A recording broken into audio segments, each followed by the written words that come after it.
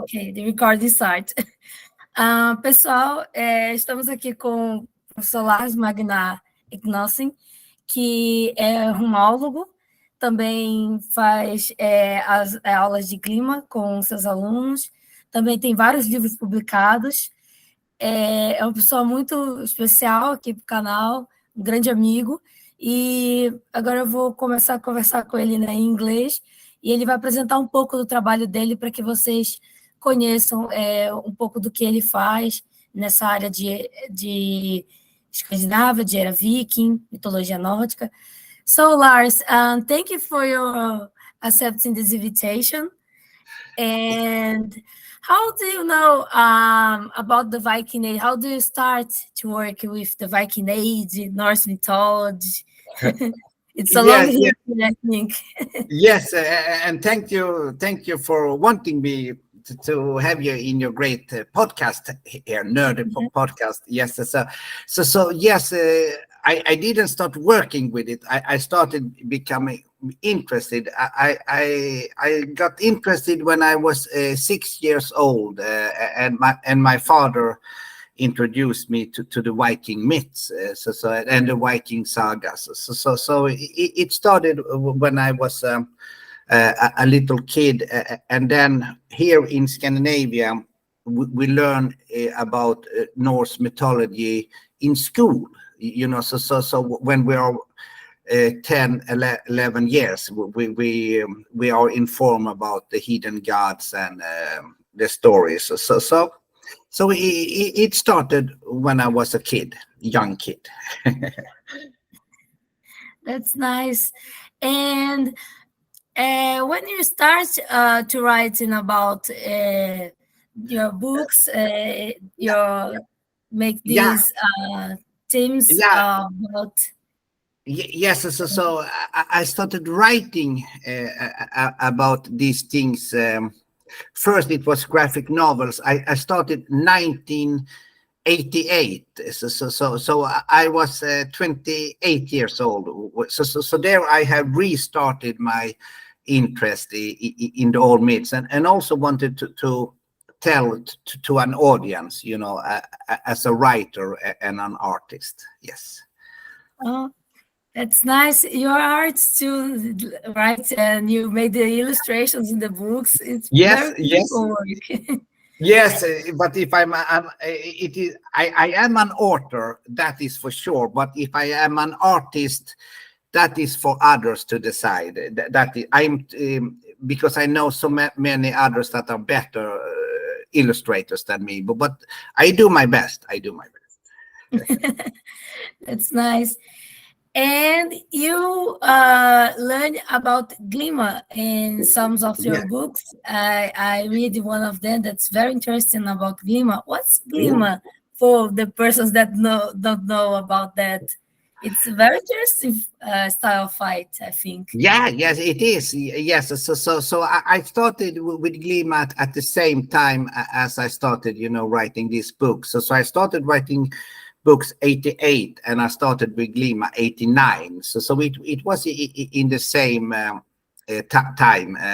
So Glima is, yes, it is the unarmed fighting style of the Vikings, and it has survived on Iceland and also in mainland Scandinavia. So it's some kind of wrestling martial art, so that I like enjoy, but it almost died out. So I was able to save one of the styles that is called löysatök. Löys means free and tök means grappling. So that style almost died out. So there I did a great things for prosperity, that I saved it at least some decades more. But then it's up to the other generations if they can keep it alive. You know, because there are so many other modern sports that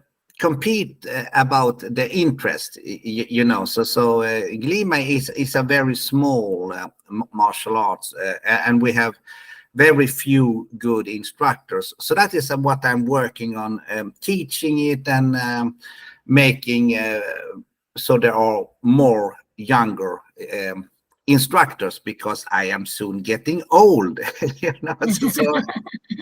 So I cannot pull it off. Still I can. Yes, of course. Yes. Oh, but you are a good fighter, this Jory. I see the videos. You Yeah, fight yeah, very but that well. is, They are you know, so young, and you fight them and see, wow, yeah, that's yeah, amazing. yes, but you must, but it's like movies, it is, it can be, on screen, it can be an illusion, but you're right. I can still do it, because you can see when it's done with full force and full energy. So yes, I can still do it, but it I will be able to do it a few more years, but then the body will be slower. So that is the truth. Yeah, that's right. And Lars, you teach a lot about runes, Yeah. exactly. You are a rune. So it's interesting because runes they have different sounds, and they have some powerful Meanings. say, yeah, meanings, how power Yeah. matters. This is a different conception sometimes from the academics, from the persons No, that no, teach. no, no, not. I think that the academic perception, that is where we must start. Okay. So yes. So the academic perception is the perception I follow as well, because there is where you find the best information. Yes, but yes, but no. So my perception, it just doesn't. It doesn't go against the academic perception, but there are different levels. The usual perception in runology is that you find out the sound of the runes, the era, and then you try to interpret the inscriptions. But of course, we also have the esoteric values that is based on the rune names and the runic poems. So that is, of course, also accepted in academic world, but it is not so many that are sufficient in it. So that is why they don't write about it. It's the same reason why there is nobody writing about the Elder Futhark inscriptions anymore, because are not any. There are not so many good at it. So therefore, because it's very easy to criticize an interpretation of the Elder Futhark inscription, because it's so difficult to read it. So therefore, many runologists, even the best, they skip the Elder Futhark inscriptions. They don't come in with some new research. I mean, new relevant research. They, of course, repeat the older research. And the same thing goes with rune magic, because it's so easy to criticize it, because they are not so good at it. And then, of course, it is very easy to reveal, oh, you don't understand the Elder Futhark language, you don't understand the runic poem. So therefore, they skipped it. The problem with this is that this has leaves the fields open for wild fantasies. So that is why the people who are interested in runes nowadays, they are interested in the Elder Futhark, because that field is totally open, because the good runologists, they have left it. They don't dare to intervene there. So therefore, this has left the field open for the modern people that are interested in runes. So they learn totally useless things, totally not able to, because the Elder Futhark is the most difficult thing you can work with. And believe me, they are not the smartest minds, they who are dabbling in with that. But that has become a major problem. So yes, that is the difference I do. I write about rune magic. I write about the elder Futhark, and so you have to make an contribution if you are a real runologist. But I think that you should start with the younger Futhark, medieval Futhark, and then go to the elder Futhark. So you have the foundation, the basics to work on. Yeah, no, I just say that because many persons say, "Oh, but this is a different way of Yeah, study roots." But I think it's valid because it's a very knowledge, very interesting. It's yeah, another option of do this and study the runes. I think it's very, very powerful and beautiful to see this type yes, of studies. I yes. consider very interesting studies.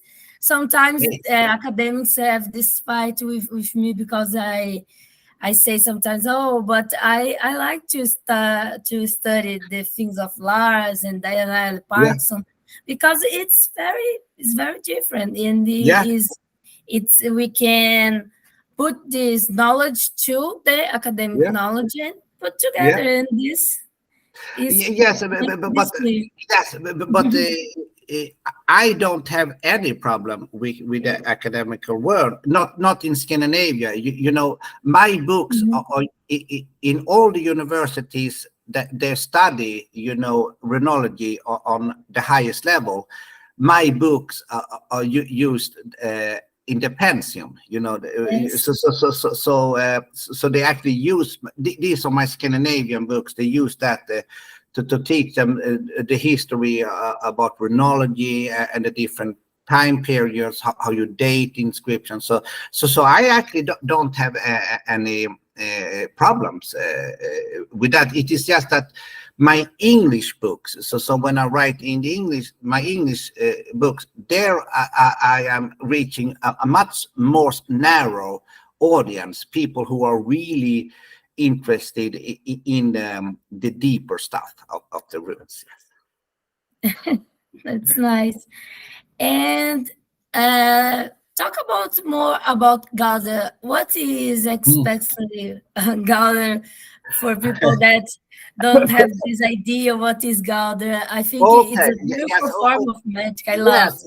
Yes. Okay. Now we are coming in to now it is getting to a much more interesting subject because you know Glima and runes, you know, that is no problem, you know, because uh, everybody knows how great I am in that subject. But now when we speak about the Galders, the Galders, it can be three things, you know. It can be an oral incantation, and it has a certain verse meter that is called Galdra log. Galdra means to make a Galder, you know, sorcery, and log means the law, you know, the rules of sorcery, how you perform magic.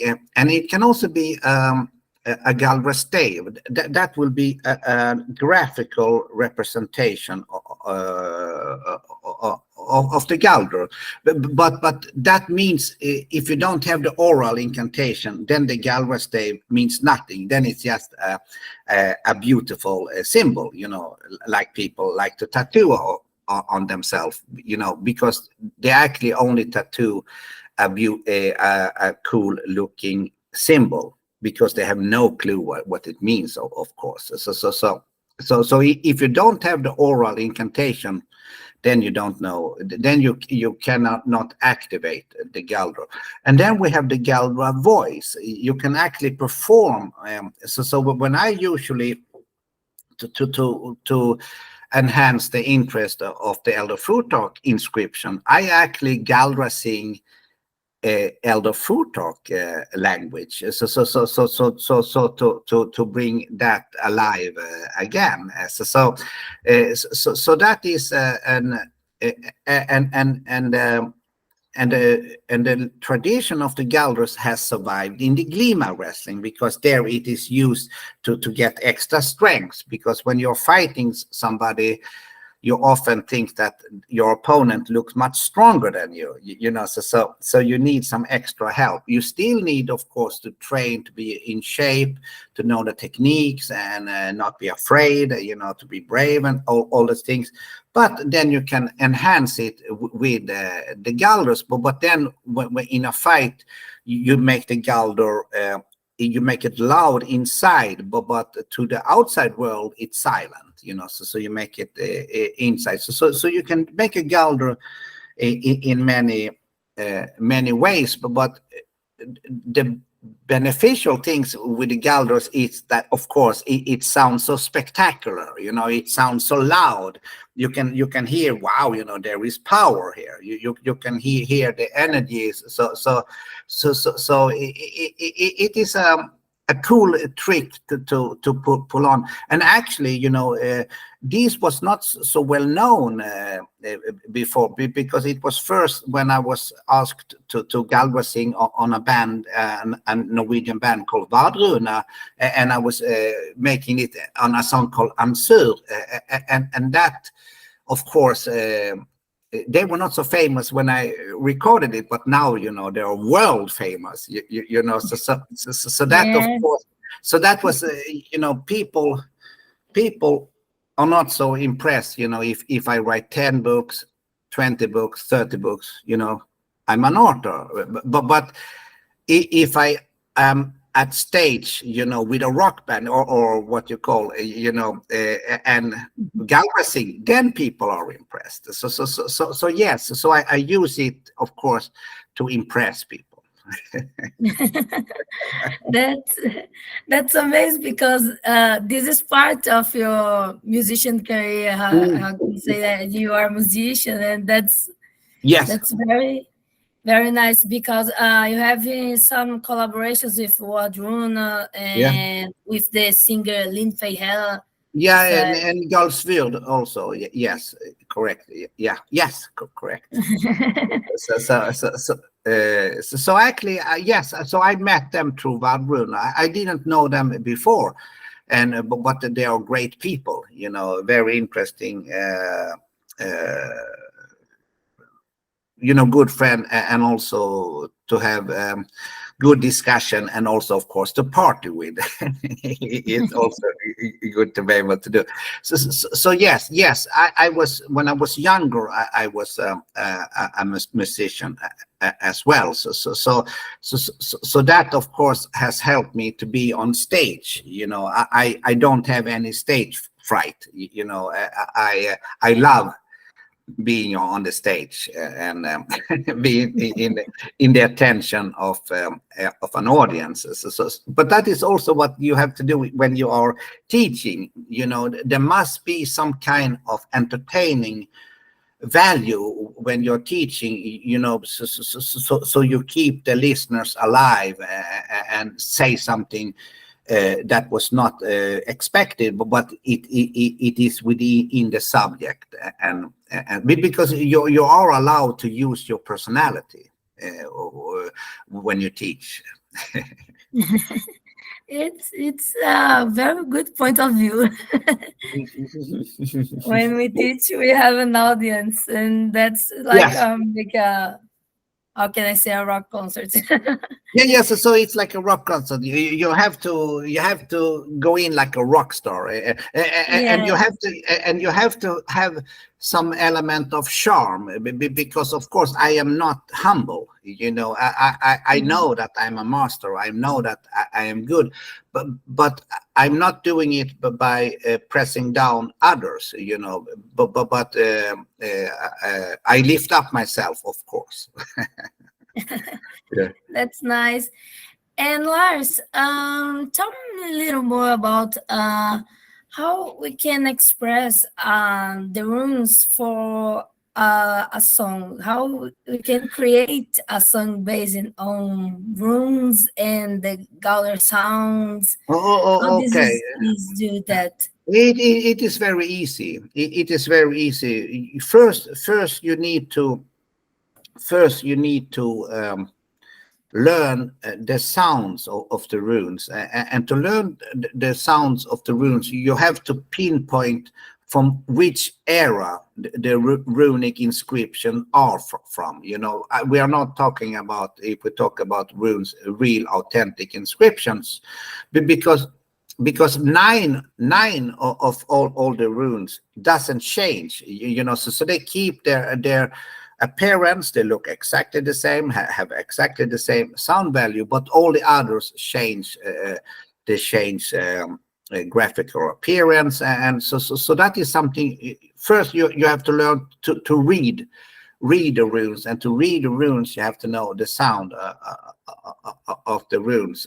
But when you have learned that, when you have learned the sound of the runes, then it is very easy to sing it, because you can do it. The reason why the Elder Futhark inscription is so good for runic singing, it is because if you see how the structure is, it is usually, a vowel, consonant, a vowel, a consonant, a vowel, a consonant, or a consonant, vowel, a consonant, vowel. So when you start singing that, you can really prolong the sound, like you're singing into eternity, because they have not developed these consonant clusters, with 2 or 3 consonants after each other. Then, of course, it is more difficult to prolong the sound. So that is why, runic singing, why the Elder Futhark inscription, especially those that starts with ek. Ek means I, those that speaks about themselves, not about something. They express something from themselves to eternity, and I like to repeat those words that starts with I, ek. So yes, that is the key to find to learn it, and then you just find the tone yourself. So it's not difficult at all. You should try it. Oh, that's nice. I'll try it sometime. When we know the runes have sound, but how we have this conclusion about the sound of the rune? The runes don't say about the sounds of the runes, or yes, because runic writing is phonetic writing, so the runes actually explain exactly the sound, but of course you have to learn it, by learning the younger Futhark, the Viking, because there many of the runes have multiple sound values. So you need to know. So like the K rune can mean both K and G. It's the same sound. It's the same sound, but it's just different parts of the mouth, in the front or back. The same with the T rune. It's the T and the D is the same rune, and that is, it's the same sound. It's just pronounced different in the mouth. So Valenculists use the same system. They just use one of them because the ear will make them the correct sound. Same thing with the B rune. It's the B and P. Same thing, it's the same sound, just different parts in the mouth. So they have found out. Change the letter. Wow, that's amazing. So when you learn, and then of course when it comes to vowels, you have a much. Then the system is a little different, because that comes into the dialect pronunciation, because we have a lot of dialects in here, Scandinavia. So it's the same.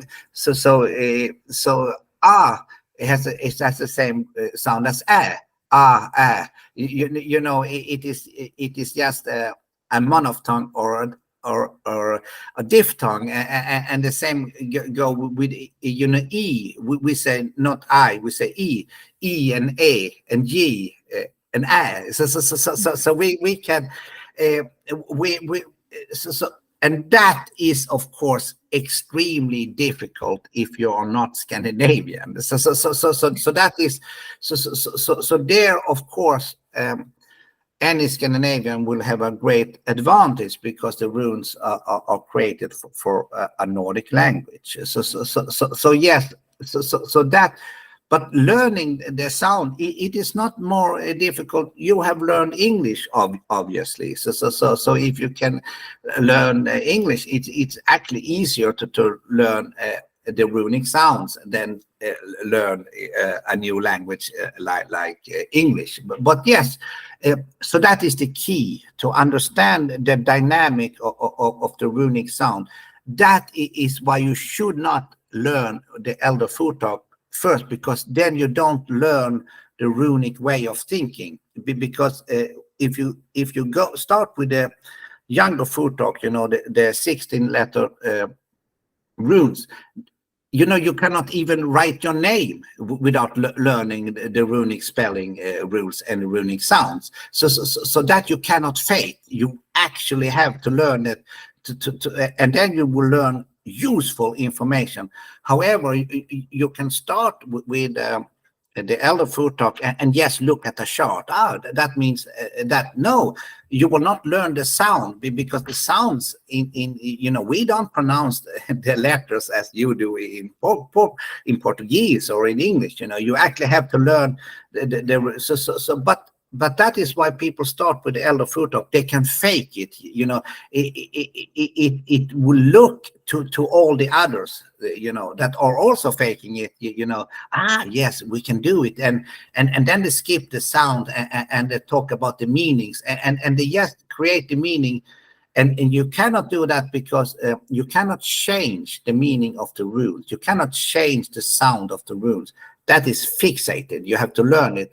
However, if you take a rune and give it a new meaning, then you have transformed it into a galder, because a galder you create yourself. So it looks like a rune, but if you give it a new meaning, it's not a rune anymore, it's a galder. And that is what people don't understand. They are talking about runes as galders and not runes as runes, but they look identical. So it is like you have to learn all these intricate things, how they work together. That's interesting. I didn't have this idea that No, the, yes. the runes, it's little change the sound Yeah, and yes. change And then it's something else. the Yeah, because letter. Oh, that's very interesting. It's because it looks exactly the thing. same, but that has been a transformation. That is the magic. And they don't even know it themselves.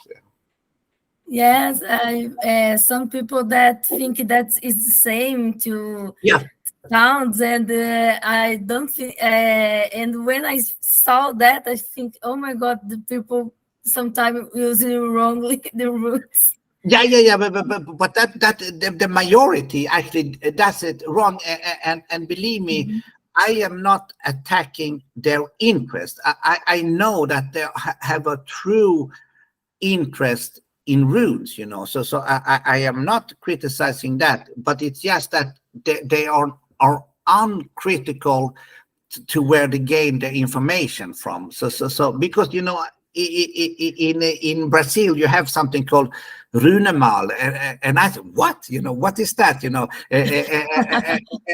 and that is an expression only used in Brazil. There and here and over there you think it means something like rune master or something like that. It is a real word, runemal or runemal. It means actually the language of the runes. It doesn't mean rune master, but so there you have created your own terminology over there, and of course it works when people are into the same lie, but to me it's super weird. That's nice. I think Camilla have told you about the animals, right? Yes. So I asked her. Yeah, she's one of my best students in Brazil. Correct. Yeah. Yes, she's very nice. She's actually here Nice in person. Scandinavia now. She's in Scandinavia now. Yes, yes, she told me. Mm, I talked to her mm. in the cell I phone. guided her to her some cool rune stones. So Oh, that's yeah. that's nice. I love Yes. rune stones. I think it's very, Oh very yeah. nice. Oh, super nice, super nice. I Yes. can hug them And all day long.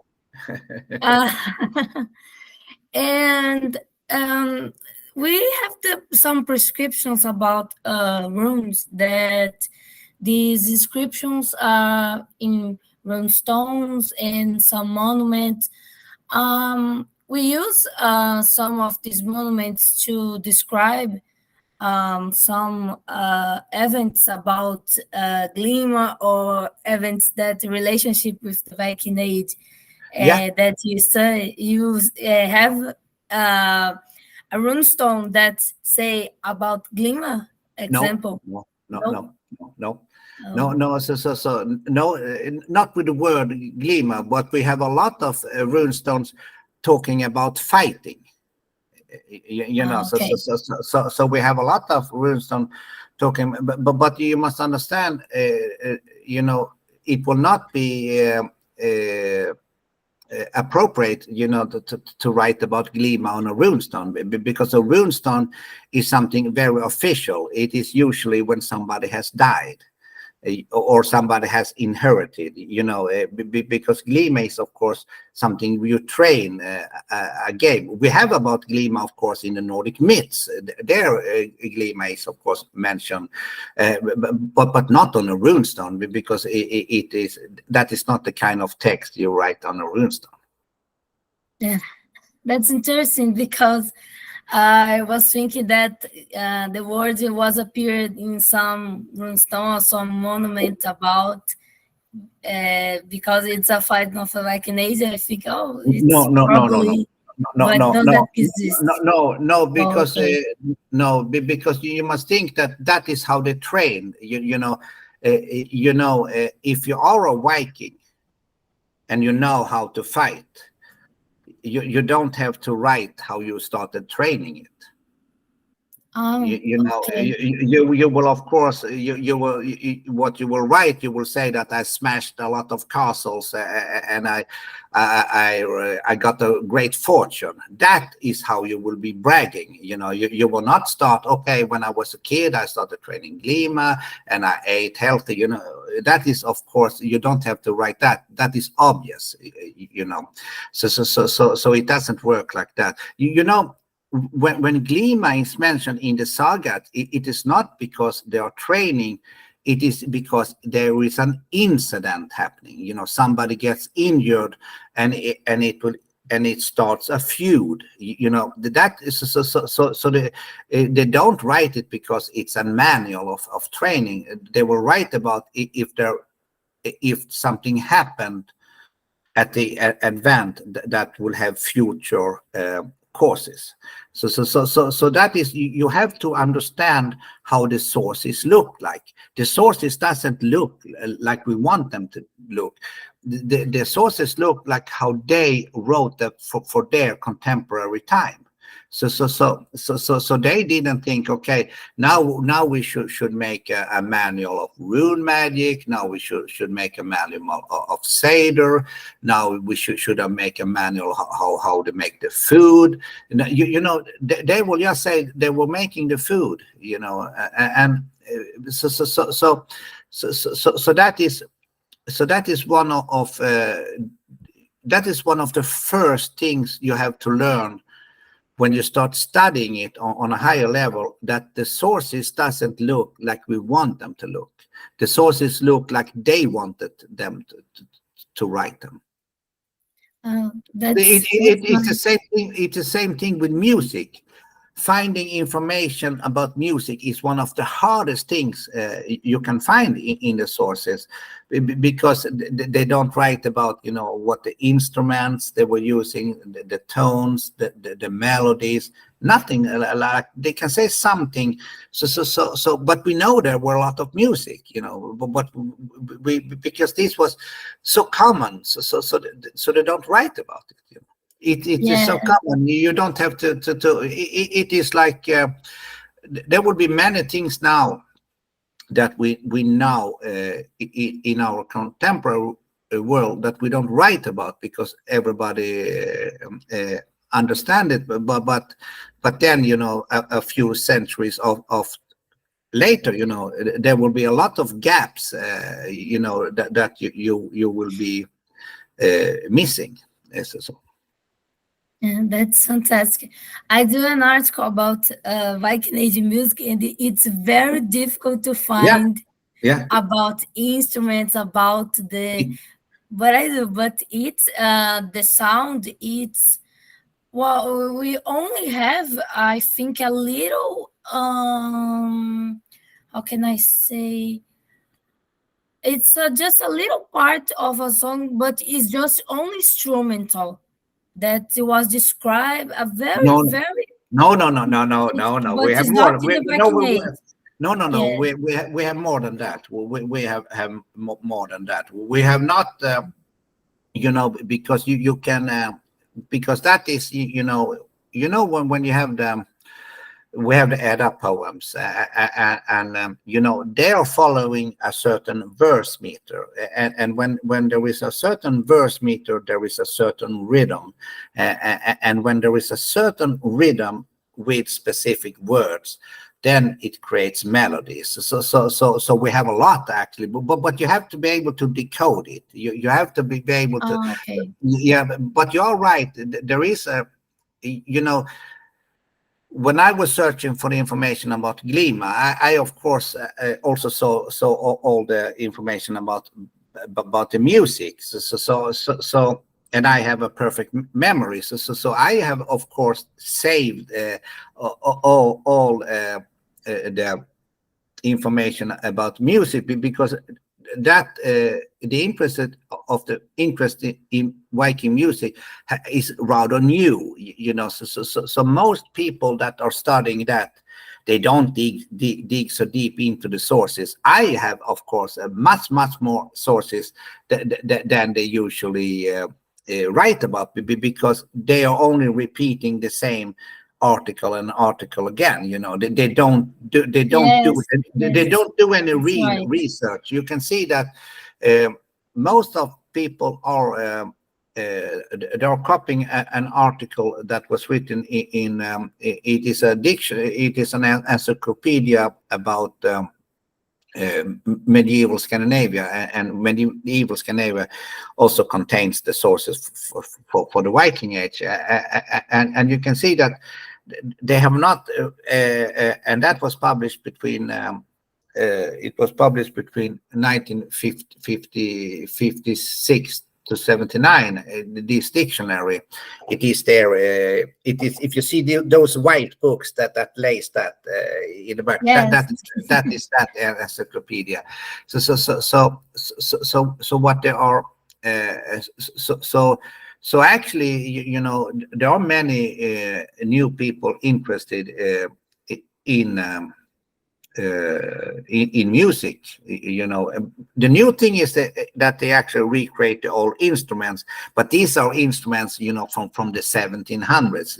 They are not instruments from the Viking Age. So Yes. they're not Like that old. Yes. So they are not that old. But of course they have an older origin. That is for sure. 1600 maybe. But the thing is that I am shocked that because I of course don't give them access to what I have, because I think you have to go the hard way. If you really want to know the music, you have to go. I will not give it to them freely. That they have to. So that is what you see. I don't see anybody, put the effort. If you really want to find out all about the music, you have to spend like 20, 25 years research, and then you have scanned it all. They don't do that. Sorry.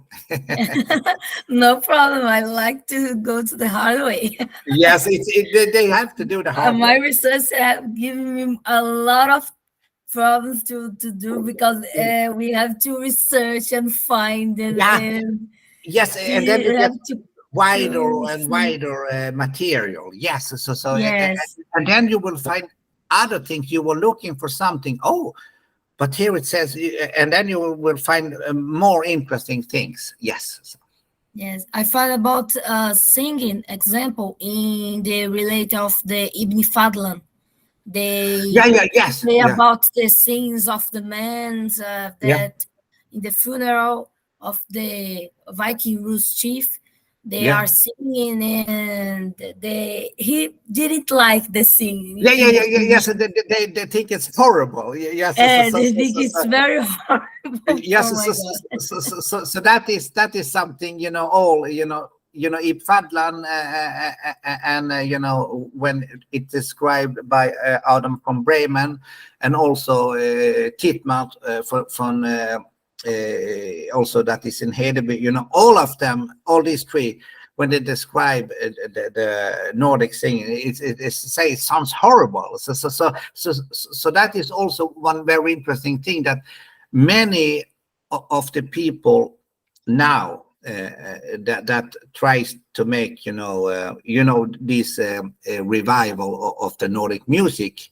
they are doing one major mistake. They are singing too beautiful. Because it is not supposed to be. I think it's of course beautiful. Galra singing is super beautiful, but I it think it's is not very about. beautiful.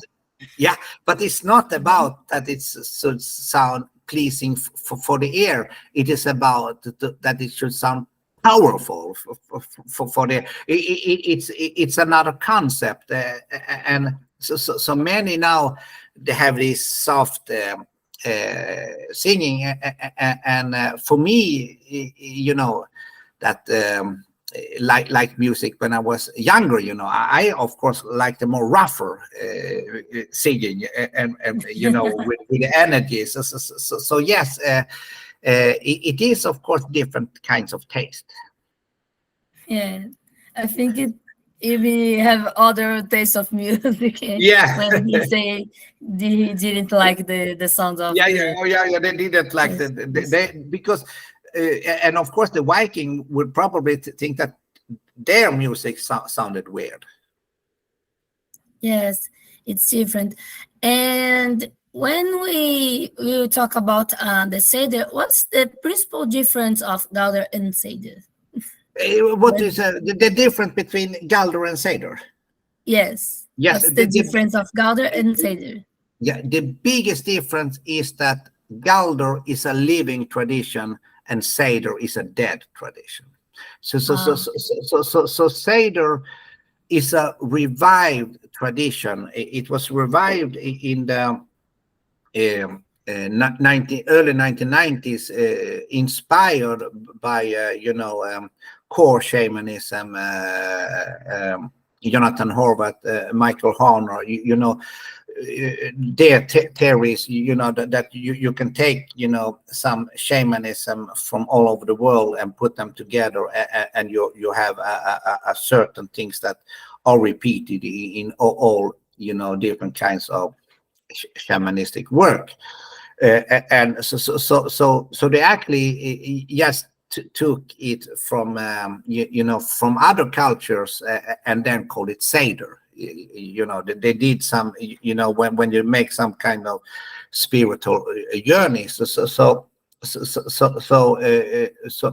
that is the modern Seder. So the modern Seder is not even close to the elder, because the elder Seder was more sexually oriented. It was more like you ecstatic, orgasmic, and also so yes, but Seder is some, when you make something transcendental. You put yourself in trance, and then you make a journey. But the difference between and the similarity with the Seder and the Galdor, you need a Galdor song, and the Seder song is called a Vadlaker. That is more like that will be more like a lullaby, that you will repeat to make them go in trance, and then to sing them back. So with Seder, you were put, or somebody help you by singing to get in trance, and then you make a spiritual journey, and then you come back, and then you tell about it. You can have a specific journey. So the Seder has many elements of that you are in a passive state, but you're of course still active in this passive state because you're making a spiritual journey. However, a Galdor is always active. A Galdor is always forceful. And a Galdor, as I said about the Galdor, you also make an oral incantation to protect yourself, to achieve something. Things like that. So a Galdor is extremely active, and the issue is that Glima is a living tradition, runes is a living tradition, Galdors is a living tradition, but Seder is a dead tradition, revived. I of course is super interested in the Seder, but we need to acknowledge that we are making a reconstruction. Some parts quite close, and some probably very far away from. But there you can see, you can see there are much more people doing the Seder, because then they are free to invent, to create what they will. But you don't see a lot of people doing the Galdors, because the Galdors is a living tradition. There you actually have to learn it. So that is the same thing, The Elder Food Talk information is a dead tradition, because that died out around the 800s, and it was revived, the runic sound. They actually cracked the code around in the 1860s. So there had been a gap of 1,000 years when they didn't know about the Elder Food Talks, and that seems to many people don't understand that. But the Viking Age runes transform into the medieval runes, and the medieval runes transform to the Renaissance runes, and that is when they started studying it. So that tradition has never died out. So you should always go to the living tradition, because there is because then the Viking DNA is still in it. You can see with the Glima, you can see with the runes, with the Galdor, it's still alive. It has a total different energy than, for instance, for the Seder. That is it is more stationary. It doesn't have this alive energy in it. If that was the answer of the difference between Seder and Galdor. That's very interesting. And the Seder, it's a type of magic that we can use for attract good things, and sometimes we can think it bad for the persons. How can I say? As I said, you see yourself. You yourself are also trapped in that misconception. I told you Galdors is a living tradition, and with the Galdors you do exactly what you say now. You can do it to hurt, or for a positive. That is what you do. So that is what you do with the Galdor. But still, you take up, the Seder. Oh, can you do like that? I just told you, it is a dead tradition. It is a made-up tradition, and still you're saying that. Oh, can you do like that? Yes, you can fantasize whatever you like. But it will still be fake. It will still be fake. And you can do it with the Galdors, and then you can do it real. So you see, you're blinded. You're blinded by your own misconceptions. Oh, that's very interesting. It's free with imagination and doing. Yes, yes. So you can do it That's with the nice. galder. Don't have a specific type. Yeah. Oh, do this or do that. It's very interesting.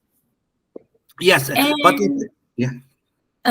I will just question you about rune lectures. It's we use that in when you do Sage of Galdar. We put the runes and made some lectures using the runes, using No, that type of method. no, No, no, rune they don't lecture work. is a different thing. Yes, so runes has nothing to do with Seder, and of course it can have something to do with the Galders, but runes will not help you make a Seder. Runes will not help you to make a Galder. So there are specific things. It's a sound. It is the words that you put down with the runes. It is the word, the sound. That is where the power is. Not the symbol itself, because the symbol itself. So for instance, if you are out of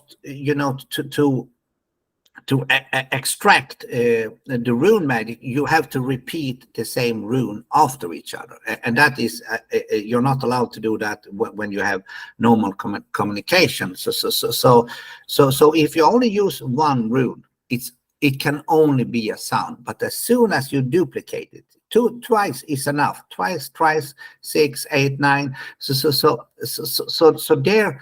Then you are extracting the esoteric meaning of the runes. So there is certain rules how you should do with it.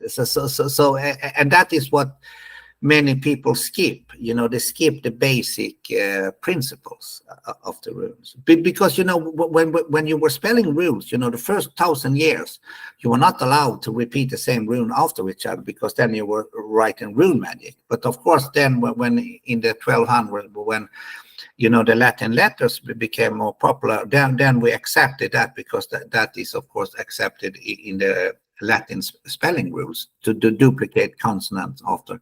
You didn't do that.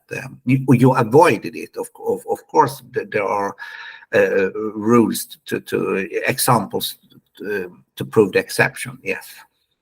So yes. So it is like often when the biggest mistakes people do with runes, Galders, and Seder, is that they start the act or the start the conversation by assuming something that is not true as a fact. So they start that way. They think, oh yeah, the runes are, yes, they are magical symbols, and then they just jump on it. Not you first have to define what is the difference between a rune as a sound and a rune as a magical symbol.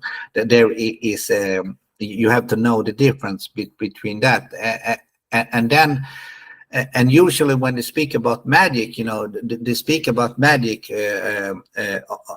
on a level where how they have seen magic perform in a movie. That is usually the basic conception of most modern people. Their conception of magic is not something about deep studies about magic. It is about something they have seen in a movie as a kid, and they, okay, this is how it works, or in a comic book, they think that this must be how it works, instead of because most people don't have access to people who knows magic. No real sorcery, no real witchcraft. That is very rare to get access to people who are willing to talk about that, because mostly here in Scandinavia it is that it is first when you have proven that you know a lot, then you're invited to people who knows, okay, you should come and see me. But first you have to study a lot and search a lot alone to reach somewhere. There is not, people standing, oh yes, come here, I will teach you. Oh yeah, come here. That is what you find on internet. There is a lot of people willing to teach you their rubbish. And many people are very uncritical and stupid, to be honest. So that is why there is a great market for this. So that is the reason why I don't aim for a big audience. I aim for an extremely narrow audience that I know that they can say, okay, he actually knows the things. So because valuable information is not for everybody. Then it will not be valuable. Yeah, it's a fair point. Very nice point, because how this is difficult to learn and to teach. I think that it's a thing that have some difficulties, but some specific persons that will learn and will have this passion for do this Yes. Yes, and those, and when you learn a lot, of course, then, like everybody, you have an desire on earth to speak with others, that understands, so for instance, so 1995, I came out with my first rune book, to teach about the runes. And then I was contacted, by the female chief runologist in Copenhagen, Marie Stocklund. So she said, okay, come here to the National Museum. We have a runological laboratorium. We have all the study materials since the early 1600s here. Do you want to come here and be introduced? Yes, of course. So and there, I could check all these books, all these manuscripts, have a discussion, and then she directed me, you must go to the Magnar Institute. That is where they have all the saga material, all the stuff. And so you are introduced, and then of course because then you meet, the real brainiacs, that knows the stuff, and if they see that you are that your mind is sharp, there's okay, when you come here, come into my office and we will have a discussion, and then I learned by smart people. So it is like here in Scandinavia, we don't seek up the expert. It is the expert that seeks up us. So if you have proven that you're in some level, they will make a phone call and say, yeah, hello, I think you will benefit a lot if you come and see me. And yes, of course, I take the boat over to Copenhagen, because then it was not a bridge. Yes, so there is so here, so that is the difference nowadays. Nowadays people are interested, and they think that yes, because they are interested, there exists a lot of willing people, willing to teach them. No, you first have to do it the hard way. Spend a good amount of year. Get some good basic foundation. Think about what you're doing. Get some experience, and then if you're lucky, then it will open up for you or not. Because you can also be in a hurry, and if you are in a hurry, it will be problematic because this will take time. Yes, it's very nice.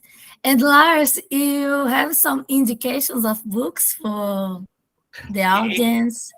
There in the background, what did you say? Okay. What do you mean? Say it again. Indication of book about history of Vikings, Sadie, Oh, person. Give you some little indications for the audience that would like to read.